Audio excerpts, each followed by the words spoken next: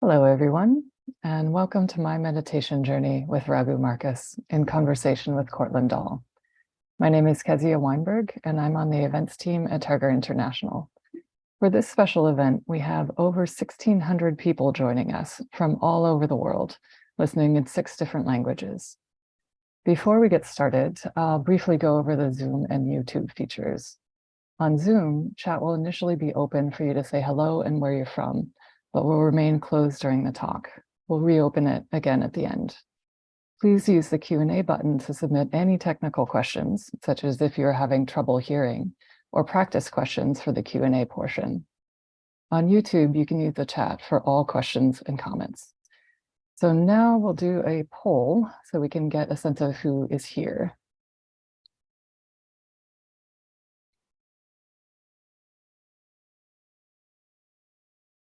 So what is your language? The options are English, I believe Chinese, Spanish, French, German, Portuguese, and Russian.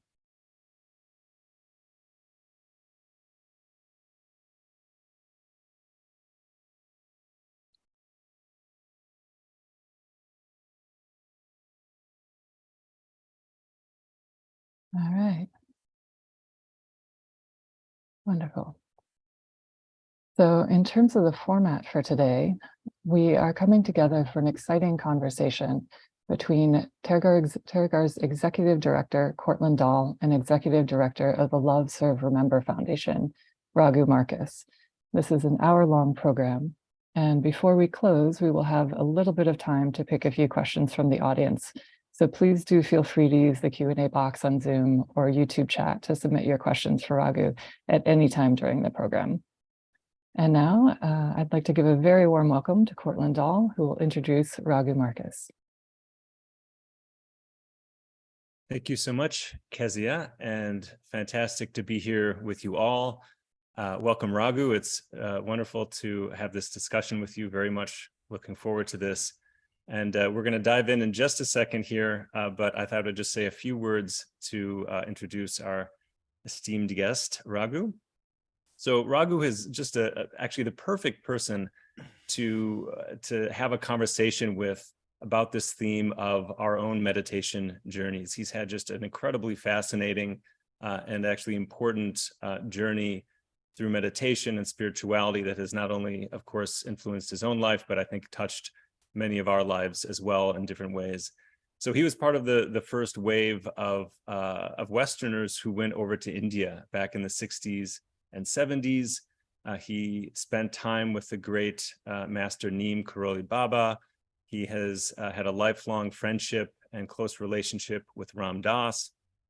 And he's also had this really important work that he's done in media. So it goes back to his early years working at a radio station in Canada, but then went on to found record labels. A lot of the spiritual and world music that many of us have heard, like Krishna Das and others, were hosted on the record labels that he founded. And in more recent years, he has his own podcast, the Mindrolling Podcast, and also, as you just heard from Kezia, is the executive director of a foundation of the Love, Serve, Remember Foundation. So he has a tremendous wealth of experience, both in his own personal journey, but also helping people like us who are interested in exploring spirituality and different contemplative traditions.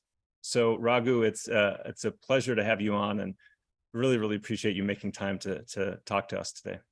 No, thank you, and I'm happy to be here and supporting what you all are doing, and of course deep reverence and appreciation for Mingyur Rinpoche, his whole family, his brothers, his father. You know, they've been important in my ongoing practice.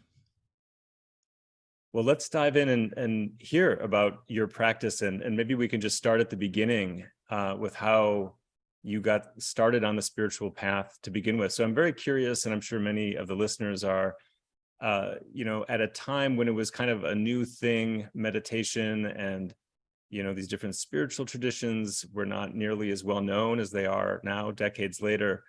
So what what was it that got you interested in this in the first place? And maybe just tell us a bit about your journey, especially to India, and how that went and what motivated you to do it in the first place.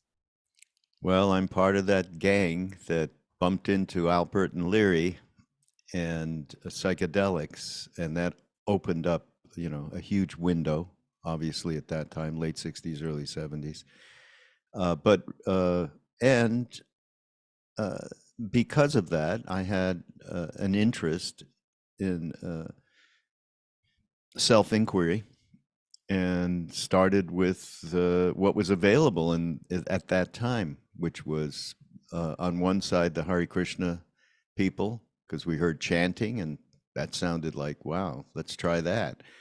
And then Maharishi, right? The Beatles made that all famous, and transcendental meditation was the first practice of meditation practice that I had done.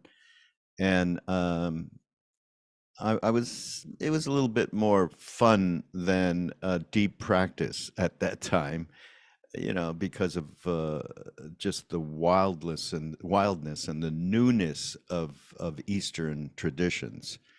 And it was, it was something that I just jumped right off into. But to say it was in a serious way at that time would be not correct. But it was an introduction. It was, as you said, I was a program director of a major rock and roll station in Montreal, and that's when I met Ram Dass, and that really changed everything, because here was somebody I really trusted.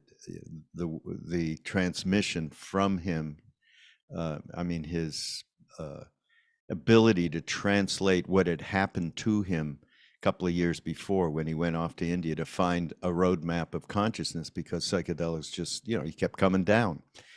And so that translation really turned me and a lot of other people on. Eventually, of course, Be Here Now turned, millions of people on. And that trust, that intuitive trust that he brought out in me in the moment that I met him, because when I first heard the talk they sent over to the station, and we played it right away in the middle of the day, in the middle of the week, in a rock and roll station. People flipped. They couldn't believe. They've never had heard anything like this. And for me, it was just music, literally music to my ears. And then I did meet him, and that was a real experience of trust. That to me is one of the most important qualities that we can engender, is that trust. Faith is too big a word, but trust is a great word to start with. I think we all understand that. And that happened with me, with Ram Dass. He just became nobody in that moment that I met him. And the time just stopped for a moment. There was no Richard, there was no Ram Dass, there was what the universe could offer me in that moment. And that was this deep intuitive trust, which led me to India and meeting Neem Karoli Baba. I'm curious, do you remember what were the circumstances? It sounds like a powerful first interaction you had with him. What was the context for it? How did you actually meet him? Ram Dass or Neem Karoli? Ram Dass, yeah, Ram Dass. Ram Dass. Well, they sent over a tape. I went into a studio and listened to it, and it just, rang all the bells. And then I was like, okay, I got to meet this guy.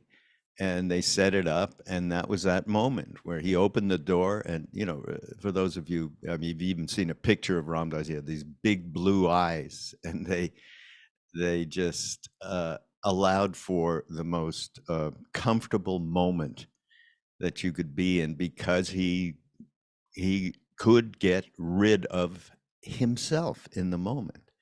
He wasn't looking for anything. And it was that kind of generosity of spirit. We're about to do, Love Serve Remembers is about to do a heartfulness course, Ram Dass's Yoga of Heartfulness. And he emblemized what that word really means. And it's just this sense of generosity, of kindness, of compassion, be here now-ness he really, that was all real, and it was real all the way through to the end of his life. It wasn't just this wonderful slogan that everybody, oh, be here now. He really lived it. And so, yeah, that moment was indelible for me.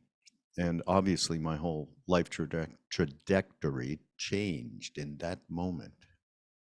So how long after that was it that you actually did make the trip to India? And I assume it was really his influence that paved the way for that. Is that true? And how did that play Well, out? that's a wild understatement. I mean, first of all, he wasn't supposed to talk about his guru. Never mentioned it. You know, Neem Karoli Baba said to him before he left India the first time, "Don't talk about me in the West," and that's all he did. And in fact, I asked him about it. I spent part of the summer before he passed with him in Maui, and I said, "Why'd you do that?" He told you not to do it. It's the guru. What happened? He said, you know, it was a precious jewel that I had received. I could not share it. It was such a large impulse, and that really spells out, who he is, and so those of us that didn't really care about propriety, he said, "Don't go there. We can't go there. We can't find him." We went, people like Krishnadas and a couple others were the first people actually went, not the very, very first Westerners, but amongst the first few from our Western US-based satsang. And we just said, "You got to tell us. You can't." He said, "All right, well, I'm going back to India." And so within a year of meeting him, maybe 8 months, he went back and to India, and a number of us, we didn't follow him over there, but we knew he was going to be there. And in my case, he said, "I'll tell you as soon as I find Neem Karoli Baba." And that's how that happened. And once you got there, I mean, you shared a little bit in the conversation we had the other day. Yeah. It sounds like he was just there's no model or script to explain who and what he was. I wonder if, just for everybody listening, you could, it's probably impossible to even capture it in words, but just what was it? What was it like? And what was he like? What was it like being around him? Yeah, so words just are not adequate. I mean, they're not adequate for so many experiences in our life that are beyond rational. But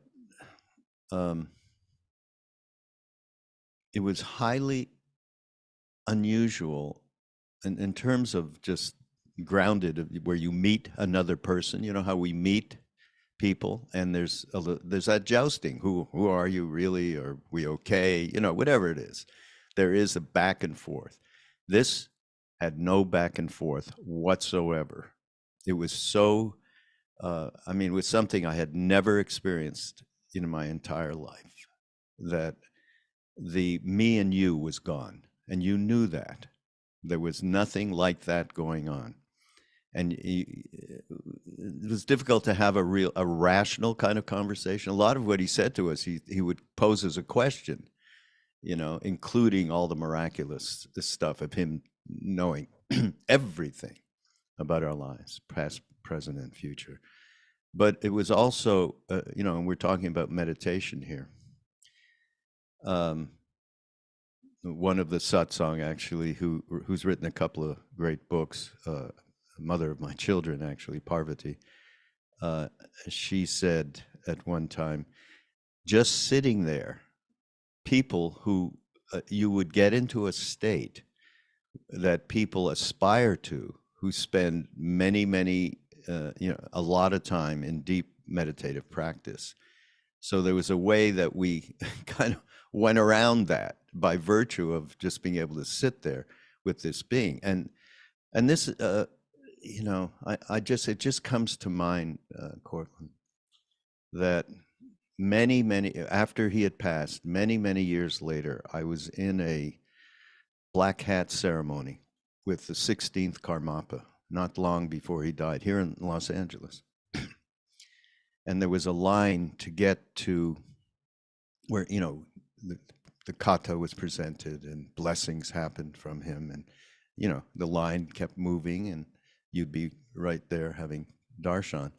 When I got about, I don't know, 10, 15 feet, and as the line was moving along, suddenly I got hit by this blast of the thing that you can't talk about, whatever it is, but the kind of spaciousness and total equanimity and being present, that happened with Karmapa. And I remember thinking, oh shit, it's the same thing, because there is only one thing in that realm of accomplishment. Whatever in India they call it siddha, that being who's gone beyond duality. And so the experience was enormously powerful, of sitting in that space. Did mind come in after a while? Yep. Mostly because it's a pure mirror, and you just see the stuff. As Ram Dass said, when he first met Neem Karoli Baba, he understood that Neem Karoli Baba knew everything about him. It was a story about his mother had died from spleen, and he told him that whole story, that no possibility that he could know it. And then Ram Dass was sitting in front of him, and he just, oh my God, if he knows that stuff, look at what he knows about what I don't want anybody to know about. And, he was feeling really rotten, and he looked up, and there was this just, it's all okay, this unconditionality. So that's a huge aspect of it, to have that experience, and where it's okay, we're okay, we are okay, we're human, and we're gonna, our intention is to transform ourselves and be of some service to others. I'm curious it sounds like being around him, like it, as you also explained with the Karmapa and just being around these great masters, it's almost like you can't help but it seep into your own mind, and it just shifts things in a way that's almost inexplicable, but incredibly powerful. I'm curious what it was like when you weren't around him, but you were, was there a sense of a path? Was it just love others? Was it, what was there anything, it's sort of the blessing and the curse of traditions, where you have a codified path, which can be helpful at times, but it also can be constricting at times. I'm just curious, what was that like with him specifically? Was it just being in his orbit, or was there, how did that play out? It's funny, because years towards the end of our time, when he was still in a body, he said, I've done everything for you. I leave you the mind. And we all went, oh, God. Oh, boy. Oh, boy. When you go into this kind of a space with a being like this, and you really open up, that heart space, and you realize that everything that I believed in terms of my story, the thinking, every thought is real, all of that kind of stuff, which meditation is a big lever to leverage to get out of that kind of believing in the I. And that's why particularly Buddhism is so very, very important in my mind. It has been in our lives. People think, oh, you were with a Hindu. We talked about this, Cortland, yesterday. You think you were with a Hindu guru, and in my case, that's what I thought when I got there. And I actually said to him literally a few days after I got there, I had this thought, maybe I should get a mantra. With a guru, you get a mantra. I was so naive about this. That first moment was, in terms of just to cut back to, in terms of legacy, it was all about home, that place that everything inside us is completely at peace in the moment, and we are okay. That was the very first thing that happened. But anyhow, I still thought, okay, I think I need a mantra. So I said, Maharaji, we called him Maharaji, how should I meditate, right? So you'd think in this case, it would be, Hindu mantras or, whatever I projected that he represented. I had no idea. He said, meditate like Christ. When he was nailed to the cross, he felt no pain. He was lost in love with every sentient being. And that went way over the head. I had no idea. I mean, first of all, I was Jewish. And so, I had no relationship whatsoever with Christ. When I was a kid, it was the opposite, from the kind of teachers that I had. So Ram Dass came. He wasn't there in that moment, but he came that night, and I told him the story. I said, look, you have a more convivial relationship with him. Why don't you ask him, well, how did Christ meditate? And he did. We went back the next day. It was me, actually, Krishnas, who many of you know. And we were just sitting around, and Ram Dass said, well, you said to meditate like Christ. Well, how did he meditate? And Maharaji closed his eyes and went into some other kind of space. And we were all sitting around wondering, what's going on here? And tears came down his cheeks as he opened his eyes and said over and over, you don't understand. You don't understand. He kept saying, you don't understand. He never died. He never died. He was one with every sentient being. He served all of us. He went on like that. And in that moment, we had this powerful transmission of what the Christ is, not the religion, nothing to do with, and everything that we fought against, when we were teenagers, and all of this was coming upon us, related to getting opened up by psychedelics and so on, and finding Eastern philosophy and spirituality. Everything in that moment disappeared. And that was, in terms of, talk about a deep meditative experience of opening in that moment. So then we started to understand what we were involved with here was not in any way a rational day-to-day path. And as far as the legacy is concerned, the only instructions we got: love everyone, serve everyone, and remember the divine. That was it. Along the way, he would say, just out of the blue, you should respect all women as your mother and as you would your mother or your sister. Little aphorisms like that. And now, I could never say, here's somebody who is actually living this stuff rather than speaking teachings that perhaps they weren't living. And so it was very, very powerful that way. But again, back to the meditative part of it. That opening and that basically destroying that rational mind attachment by virtue of how could he do this, know that, whatever.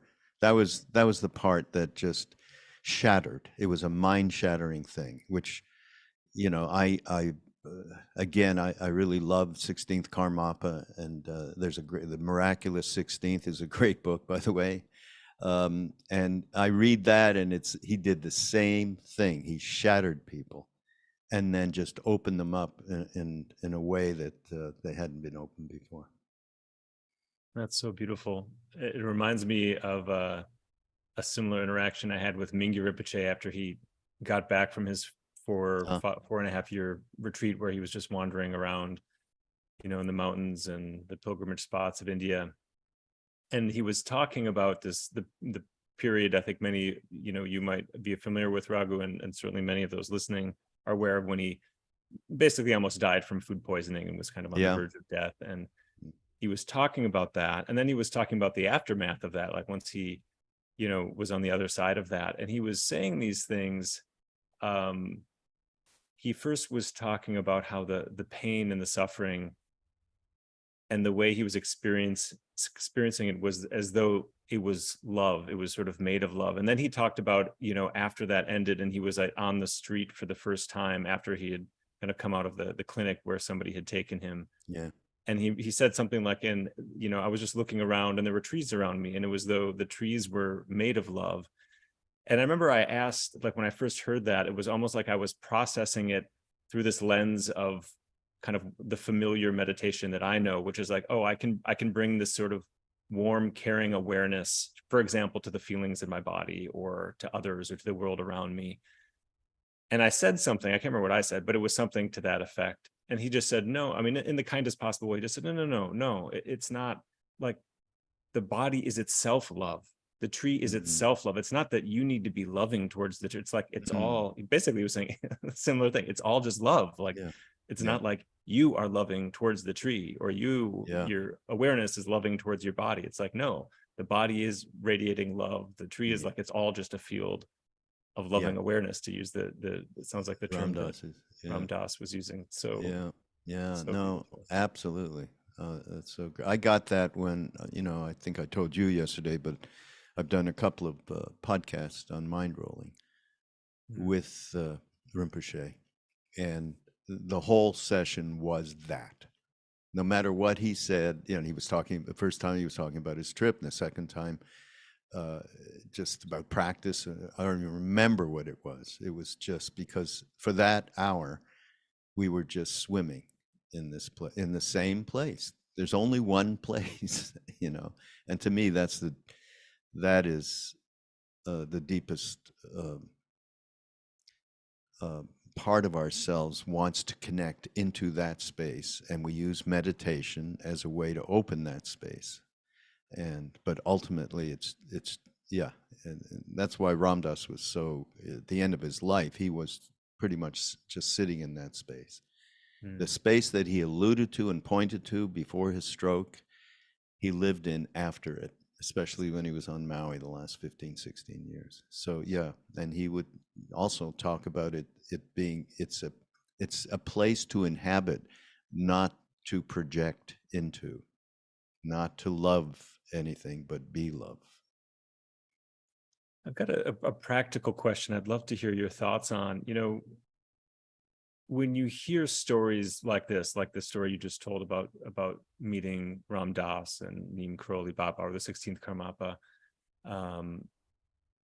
it can be inspiring, and it's, you just, like, this world of possibility kind of opens up in the mind. I mean, I remember when I heard stories like that for the first time, and for me, the first figures I ever heard about were Dudjom Rinpoche and Dogo Khyentse Rinpoche, these great, like, larger than life, Tibetan Buddhist meditation masters. And for me, just reading about them, it was something opened up. At the same time, it can also be a little disheartening for people who feel like, okay, I'm not going to go to India and wander around and meet a teacher like that. And who knows if I'll ever have that opportunity. And I'm wondering if you could just say, any thoughts you have on, imagine somebody who listening to this who might have a family and a busy job and just doesn't have the circumstances maybe to have that kind of direct experience that can seem so almost otherworldly. What role does the guru and a teacher, and how can we benefit from this, even in the midst of the busy lives so many of us lead? Do you have any thoughts on that?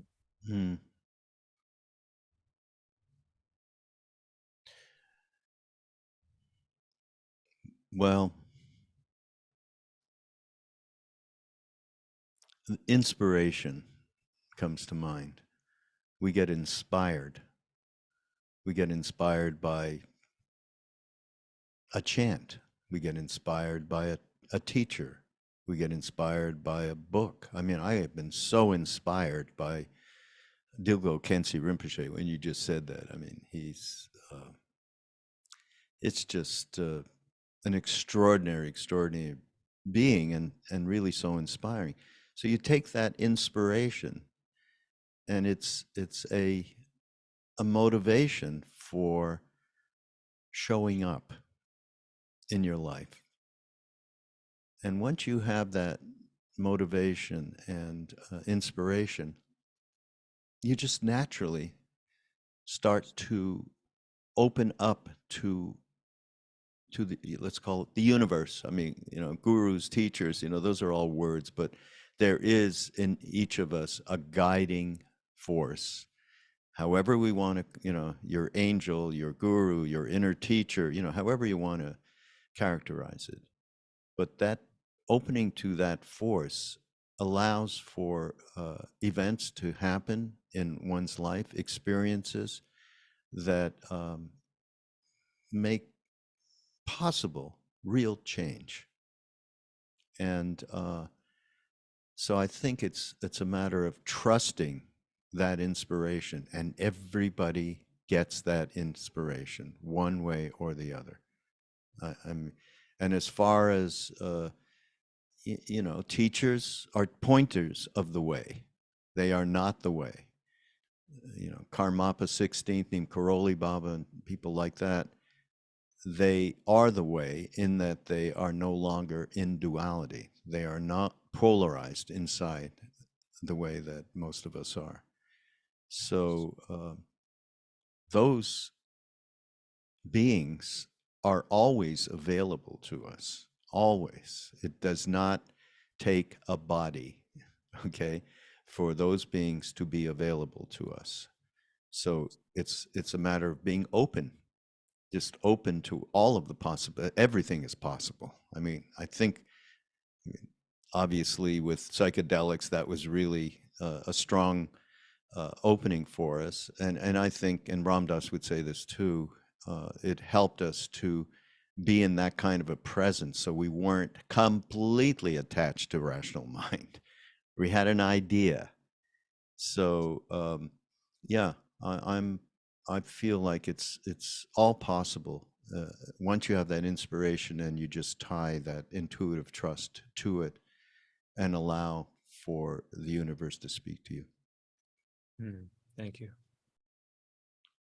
A word that jumped out at me, just hearing you speak, learning a bit about you and your story, is the word service and serving. You've used that word a few times just in our conversation today, and love, serve, remember. And you could, presumably in the work you've done, perhaps there's some theme there. I'm wondering if you could just say a little bit about what that's meant for you, and whether it's, your work with world music, the work you're doing now with Love, Serve, Remember, the Be Here Now network, and so on.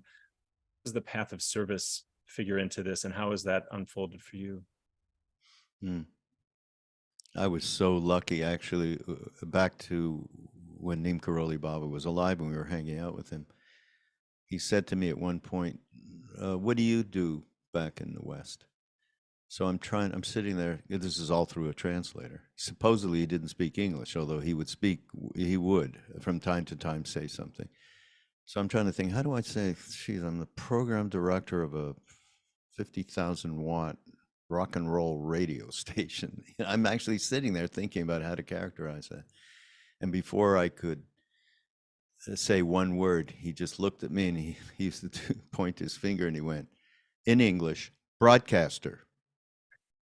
And I was like, okay, that marked me. Obviously, I had done that, and I had broadcasted Ram Dass all over the airwaves when I first met him. And that's kind of what I've been doing my entire life. So I got my dharma set up pretty well. And in terms of service,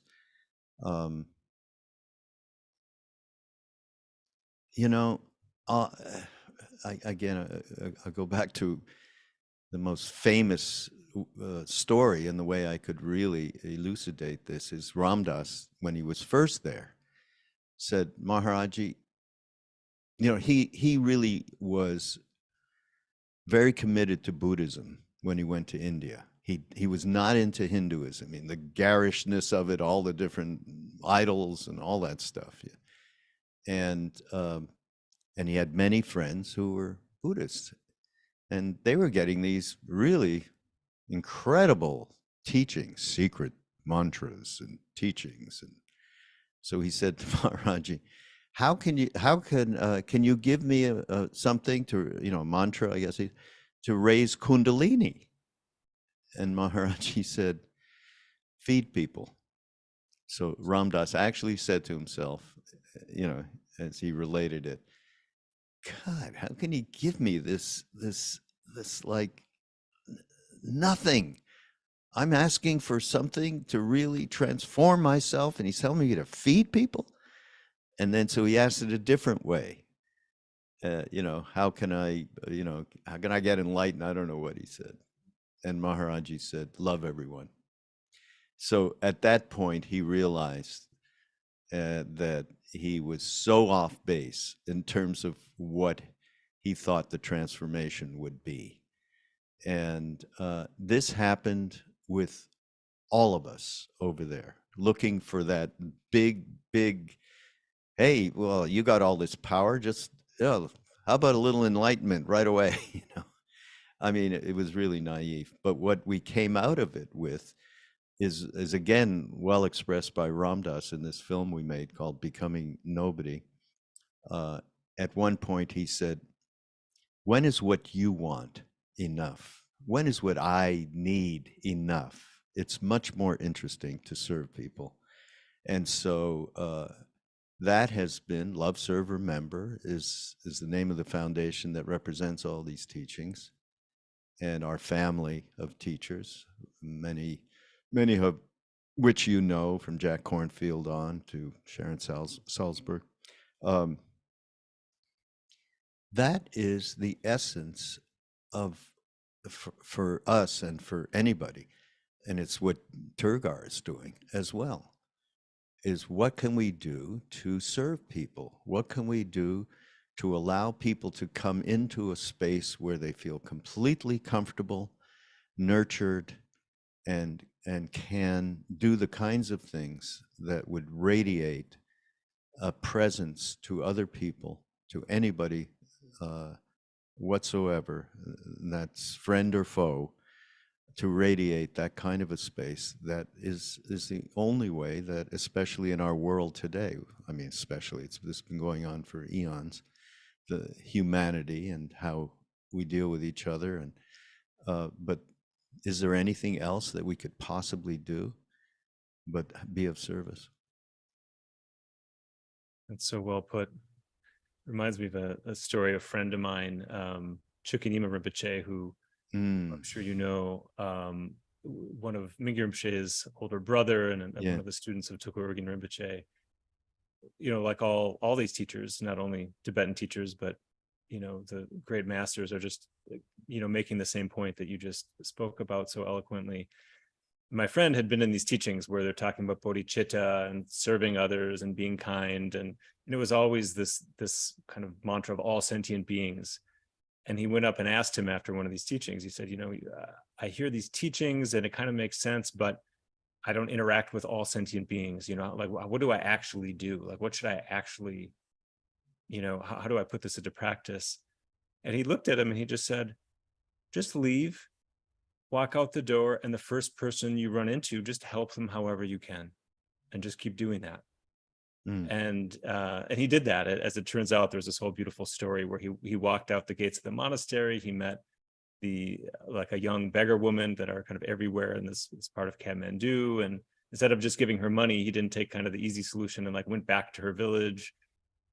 Ended up starting a whole nonprofit to help the local community to use this quilt making that they did as part of their tradition, and to use it to put kids back into school who would have otherwise been kind of on the begging circuit. So it all just started with basically what you were just saying of just love, beautiful. Just be of service, just, and it's so simple and yet so difficult at times and so transformative. But it is funny in these traditions that are filled with all these esoteric things, like the core of the tradition is actually quite simple and very human. Yeah, and the rest of it is kind of what I mentioned about Neem Karoli Baba said, I've done everything for you, I leave you the mine. The rest of it is, and that's what meditation is all about.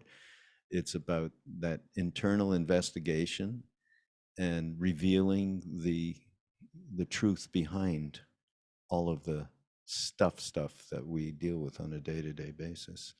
And you got to polish that mirror. And what has it been like? It sounds like your connections with the Tibetan tradition, with the 16th Karmapa and the black hat ceremony. What a way to connect with that tradition. But you've obviously had many, a lot of deep experience with the Tibetan tradition as well. Up to the podcast where you've had a lot of great Tibetan teachers. And so I wonder what draws you to the Tibetan tradition, and anything interesting to say there about similarities and differences, or what you found the most nourishing or inspiring and about those interactions.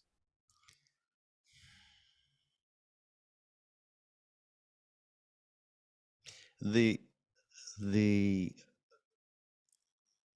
essence that I get from these teachers, Tibetan teachers, is really characterized in my mind by the merging of heart mind. And so our tradition is certainly bhakti yoga, the yoga of the devotion, the yoga of the heart. But it was absolutely mixed with discriminating wisdom. And we all got shuttled over to, when we went to India, Maharaji didn't, Neem Karoli Baba did not say, go do Vipassana. It just gravitated, we gravitated that way, and met some of our Buddhist friends at this particular gathering when Neem Karoli Baba couldn't be found, and for many months. So people went and, we'll do some Vipassana courses, like one after the other. I was in a different part of India in that moment, but ended up in the same place later on. And that really informed what it was that we came to understand, that mix of that, the combining of heart mind was extraordinarily important. It gave real balance to what we had absorbed from our time with Neem Karoli Baba in particular. And I mean, ultimately, as I said, I think in terms of my own personal inspiration from Tibetan teachers is really emblemized by these last couple of podcasts that I did over these last couple of years with Mingyur Rinpoche. As I said, it was just a heart fest. I mean, it really. We talked about lots of stuff, and there was lots, all the stories of him escaping from the monastery, and that wonderful book, In Love with the World. But the essence, the ability to not take oneself too seriously and have a joyful presence. I mean, Mingyur Rinpoche emblemizes this. It's just so attractive, rather than the must do, need to do, should do stuff that comes from, sometimes from different tradition. Now, it comes from Tibetan Buddha, it's who the teacher is, but there is a spaciousness that I really appreciate in the teachers that I've met. And back in the day, we spent time with Chogyam Trungpa Rinpoche, and that was illuminating, you might say. Yeah, what was that like? Any interesting stories from that period? I imagine you've got a ton of them. Well, he had so much fun with Ram Dass in particular. We used to go to it was called then, Tail of the Tiger, because I was living in Canada just over the border, and we'd all get together and we'd drive down there for the weekend and stuff. And I mean, it was so much fun with him. He was, talk about non-traditional and traditional. I mean, he was an extraordinary mix. And but I think his translation of the Tibetan teachings to a Western audience is unparalleled and unsurpassed to this day. And I loved, the rascalness of it all. I mean, that really appealed to me. So we had a wonderful time, So maybe just one last question, and then we can Yeah. turn to some questions that are coming in from everybody who's watching. But one final question, Mingyur Rinpoche, the way he talks about the essence of the path is that it's it's not these altered states of consciousness or some rarefied state of being. It's really just the simple qualities of awareness, compassion, and wisdom. Really just being a wise, caring person who can be fully present both internally and with, the world and people around them. Yeah. I'm just curious how these show up for you, how awareness, compassion, and wisdom as, this idea of being kind of there's more ordinary qualities versus kind of altered states of consciousness and all the far out experiences that can get intoxicated with. How has that played out in your life? What does that mean? Well, to you? earlier part of my life was certainly looking for those quote unquote experiences, and being with Neem Karoli Baba, no matter what he did. I mean, it's a whole, I won't tell the whole story because it would take too long, but basically I went, I had to get a new passport and a new visa, and I was Canadian, and I went by and said, Maharaj, I stopped there. I was somewhere else, and I stopped there. I said, I've got to go on to Delhi. I just wanted to say hi, kind of a thing.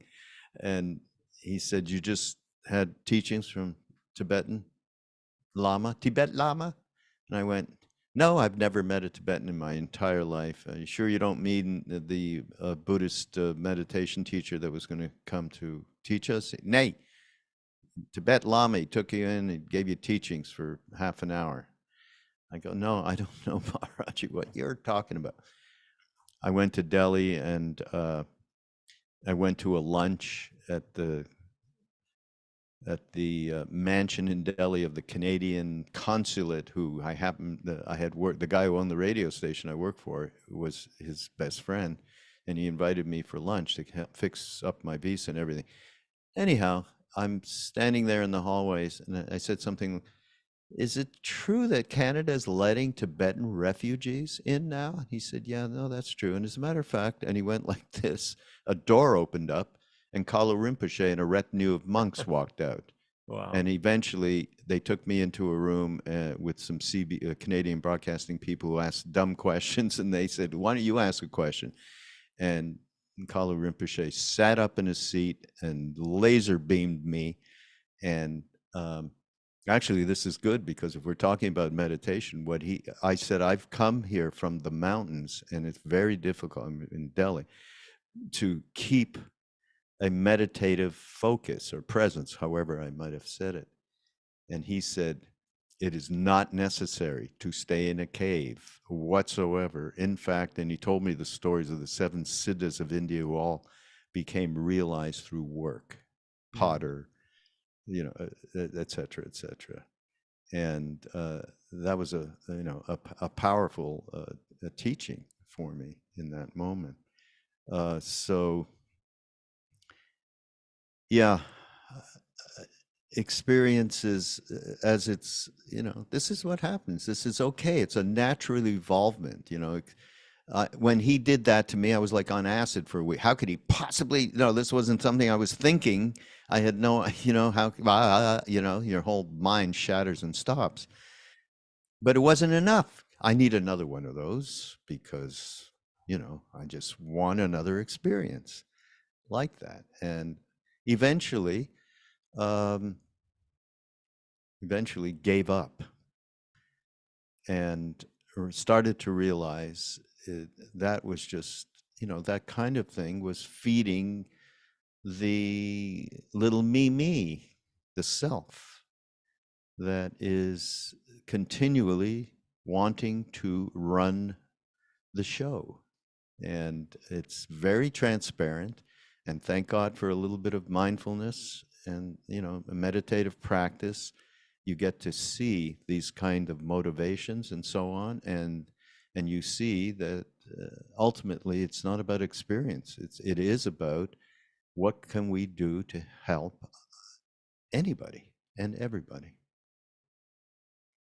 Well, you've perhaps already answered, or at least partially answered, this question. So I'll maybe ask this, and you can let me know if there's more you want to share, but it's definitely related to the same theme. So one of the participants wrote, profound meditative experiences sound great and very inspiring, but they tend to be very short-lived. How can we find more sustainable something more sustainable that brings lasting benefit while being accessible amidst day-to-day struggles. Again, it goes back to when it's in the service of that self that we are investigating what that really is, we are going to have difficulties, because it's out of context with the reality of really what we're here for.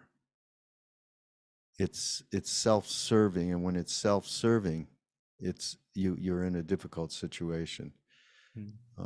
And again, we're back to, it's somebody may have a really profound, I've heard of, and I've known people who have profound awakening experiences. And but as with everything, it's impermanent. It's absolutely, that's one of the great things about the practice of Vipassana meditation in particular, is realizing that is one of the main insights, the realization of the impermanence of every molecule, every millisecond. And once you start to have a little of that experience, then maybe you won't want to hold on, or you don't hold on to that deep experience that may happen one day, and then the next day it's a nothing. Oh my God, how can I even deal with my life today when I'm back to where I was before?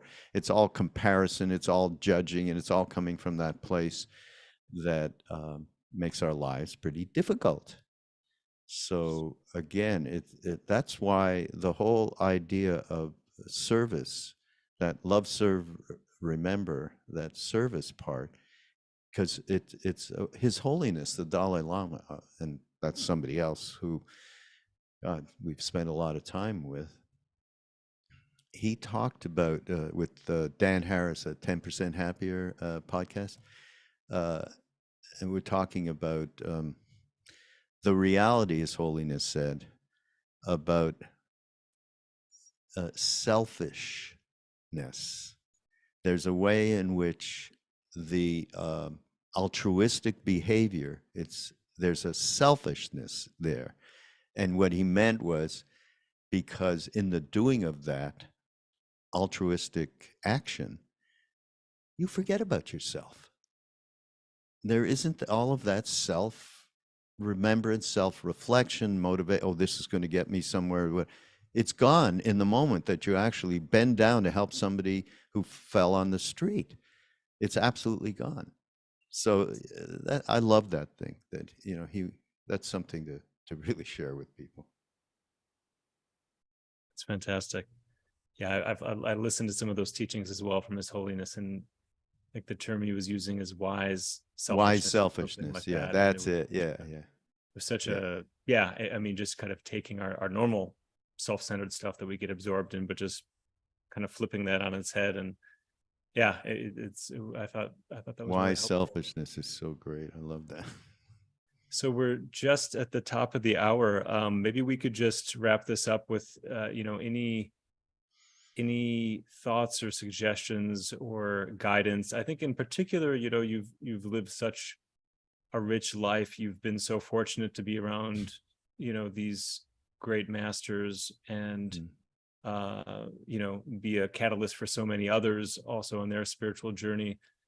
Looking back in your life and knowing that, a lot of people are just connecting with these teachings and paths for the first time, any thoughts or suggestions for just how to live a fulfilling, meaningful life? Well, I go back to the inspiration. We again, that's not a rare thing. We all get inspired one way or the other, and you take that inspiration and allow it to grow and cultivate the kinds of things in our lives that not just make us happier, but make those around us happier. But I would say one thing about actual practice And I'm going to quote my own meditation teacher, who has been such for many years, also a dear, dear friend, Sharon Salzberg. We as humans all have the possibility of returning back to the breath or the presence or whatever. We're in difficulty, and we understand that that difficulty is impermanent as everything else, impermanent as experiences, as happiness, as sadness. And the fact is, we can return. That's a great, great possibility for everybody to keep in mind. No matter how lost you get, you're 5 minutes down the pike thinking about, some drama while you're meditating, and you get pissed off at yourself. Oh my God, I can't believe it. Just go back. Pick yourself up, go back. So that to me is a powerful fulcrum in terms of not getting lost. Beautiful. Well, thank you so much, Raghu. It's been a pleasure to spend these few minutes with you. It feels like we could talk for hours and hours. Yeah. About, no, my pleasure. Yeah, about all these experiences and teachers and interactions you've had. But it's been very meaningful. I'm sure I speak for everybody here who's listening and watching. We're just deeply inspired by you and your life, and really grateful that you've taken the time to share some of that with us. So yeah, my pleasure. As somebody said, where there's two or more, here I am. That seems to be it, right? That's a reality. Thank you. Yeah, thank you so much, Raghu. So thank you all for joining us. It's been wonderful to know that we're all scattered across the globe, all interested and passionate about this exploration, this journey that we're all on. So it's wonderful to share this with you wherever you happen to be in the world, whether it's morning, the middle of the day, or probably night for some of you. Thank you for making time to be here with Raghu and I. We're deeply grateful that you also took the time. So there's just a few announcements we have about some upcoming opportunities. So we're going to put up some slides here just to share a couple important things in the Tergar world, this is the community of Mingyur Rinpoche, who we spoke about quite a bit and Raghu mentioned a number of times. So the first thing is that Mingyur Rinpoche has been working on a new program that has kind of been talking about actually for many years, and we're just finally launching for the very first time. It's going to be both in person in Edinburgh, Scotland, but also an online event for those of you who are not going to travel or perhaps very far away from that. But as you can see here, it's June 30th to the 2nd in Edinburgh and also online. And this is really going to be 2 days of Mingyur Rinpoche guiding us very deeply into the most important elements of the path, which, as we spoke about a few minutes ago, in Rinpoche's parlance, are awareness, compassion, and wisdom. So basically, how can we train ourselves to be rooted in awareness, compassion, and wisdom, and live from a place of awareness, compassion, and wisdom? So this will be just a way of Rinpoche just to distill the entire path of awakening and these qualities into hopefully something that's very simple and accessible to those of us in our busy lives. We're going to have a bunch of really wonderful guests with us who will be joining for different parts: Mathieu Ricard, Mark Williams, Luke Doherty, Vidyamala Birch, Wasfia Nazreen, a whole kind of cast of characters that will basically be in conversation, kind of like Raghu and I have had today, to talk about awareness, compassion, and wisdom, and at a very practical level, like how do we actually live with awareness? How do we live from this place of loving awareness, as Raghu mentioned earlier? So we'll be spending basically a few days exploring these teachings together. And again, that's going to be the very first time Rinpoche will have ever taught this new program in the end of June and beginning of July. So we also have a meditation challenge that's coming up here. And this is also to celebrate the launch of this Anytime, Anywhere meditation, the whole world premiere of that. We're going to be starting a 30-day meditation challenge. And one of the prizes for that will be, for those who participate, will be to attend the premiere of this for free. So it's pretty simple. This will be a 30-day meditation challenge. And it's basically just to meditate for at least 5 minutes a day, to spend 5 minutes of your day really just bringing the intention to connect with awareness, compassion, and wisdom. And as you can see here, you can sign up for this, and it's something that people from all over the world will be doing together. And I think one of the cool things about these challenges is really just the sense of community, this sense that we're not just on our own exploring these things, but we have friends and brothers and sisters all over the world from all walks of life, all doing this together. And there's just an energy and a support to that can be quite powerful. So that's another thing to look forward to. And finally, I just want to encourage you that if you are interested in supporting this work that we do, as you can see, we do a lot of the things we try to make freely available. And even the retreats and things where we do have a charge, we offer a huge amount of free and discounted offerings. So the money is never a barrier for people to accessing these teachings and this path. But the things that we put out into the world really are the result of the generosity and kindness of so many people. We're able to have this conversation today with Raghu, for example, because of the generosity of others, because of all the people who have volunteered, who have made donations.